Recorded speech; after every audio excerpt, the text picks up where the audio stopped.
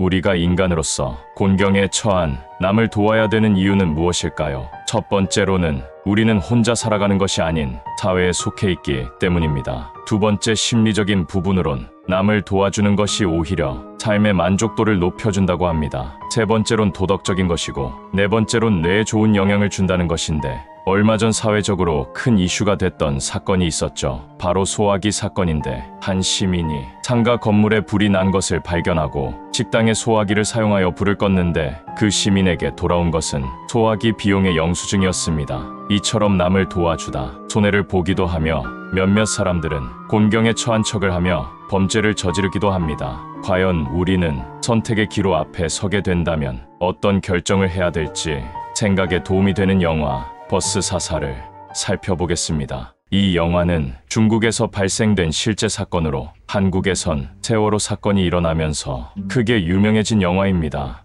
사건은 평범한 버스에서 시작됩니다. 이 버스가 특별한 점이 있다면 기사가 젊고 예쁘다는 것이었죠. 하지만 여자든 남자든 운행만 잘한다면 아무런 문제가 되지 않습니다. 그것을 증명하듯 버스 안은 평화로웠고 잠을 자는 사람이 보일 정도로 순조롭게 운행 중이었죠.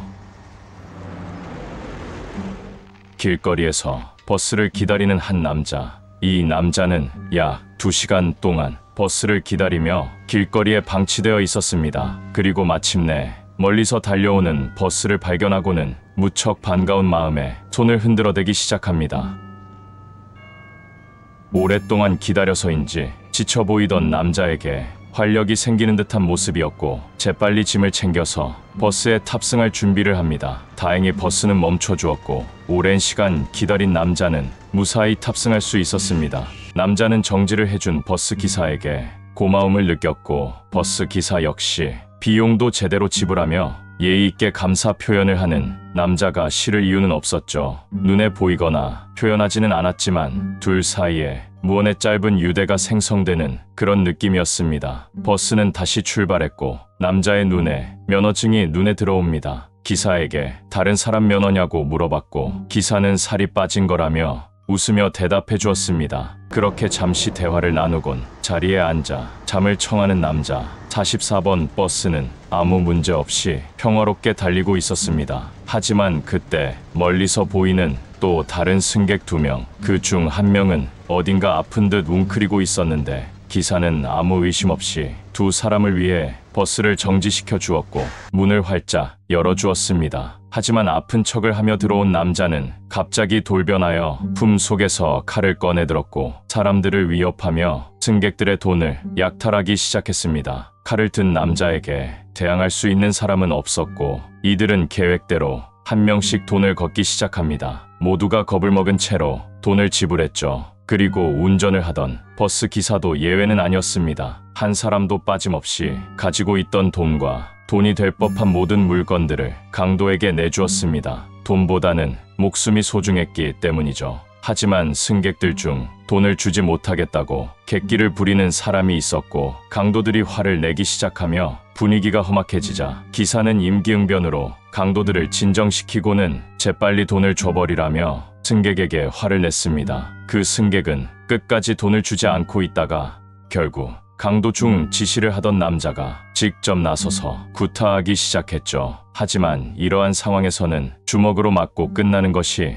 오히려 다행일 수도 있겠죠. 맞은 승객은 객기 부린 것을 후회하며 돈을 지불했고 모든 사람의 돈을 수금 완료한 강도들은 목적을 이룬 셈이니 더 이상 버스에선 볼 일이 없습니다. 뺏은 돈을 가지고 버스에서 내리는데 불현듯 버스에서 내리던 강도는 버스 기사가 눈에 밟힙니다. 보면 볼수록 젊고 예뻐 보였기 때문이죠. 강도는 무언가 결심했죠. 그리고 곧바로 기사를 강제로 끌고 나가서는 욕정을 채우려고 합니다. 돈은 뺏기면 다시 벌면 되지만 이건 다른 문제였죠. 중간에 탔던 남자도 그 사실을 알고 있습니다. 그는 다른 사람들에게 보고만 있을 거냐고 물어봤지만 대답하는 사람은 아무도 없었습니다. 결국 남자는 혼자서라도 도와줘야겠다고 생각했지만 칼든 남자 2명을 혼자서 상대하는 것은 고민되는 일이었죠. 하지만 아무리 생각해봐도 그저 지켜보고 있을 수만은 없었고 잠깐 눈빛을 보내봤지만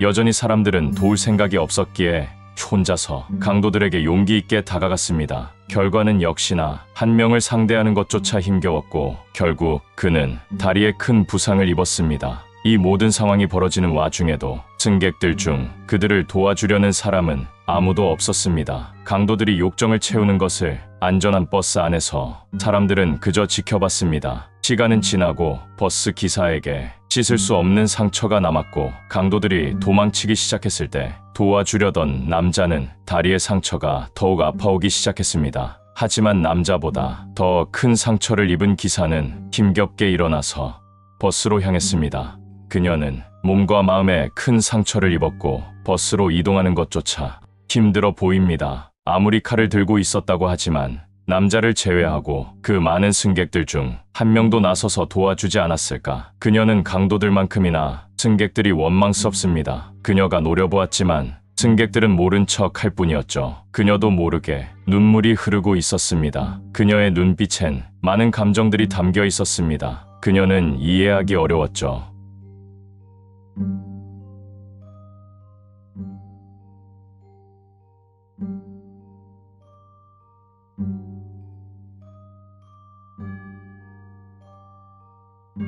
운전석에 앉아서 진정하려고 해보아도 그녀에게 너무나도 큰 상처였습니다.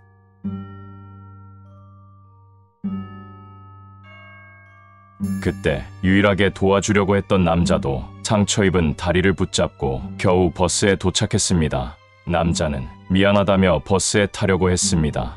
하지만 여자는 버스에 타지 말라고 합니다. 남자는 당황했습니다. 구해주지 못해 미안하지만 혼자선 어쩔 수 없었다고 말합니다. 그래도 그 많던 승객들 중 유일하게 도와주려고 했던 사람이고 다리에 상처를 입은 상태여서 태워달라고 애원합니다. 하지만 기사는 거칠게 문을 닫아버렸고 그의 짐을 밖에다 던져버리곤 냉정하게 버스를 출발했습니다. 남자는 억울했죠. 다리에 상처까지 입어가며 여자를 도와주려고 했는데 오히려 도와주지 않은 사람들보다 못한 대접을 받은 기분이었습니다.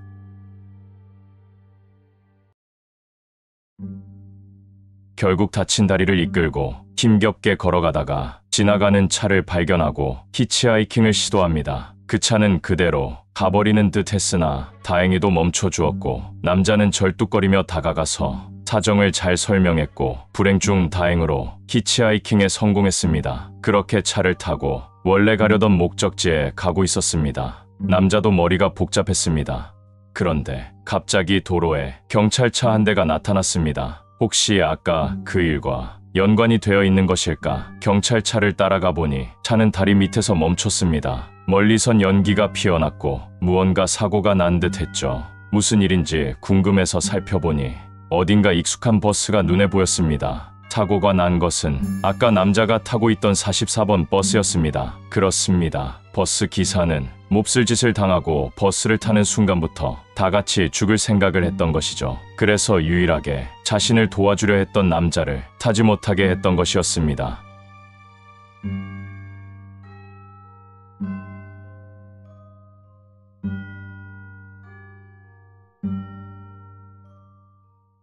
구독과 좋아요 눌러줘.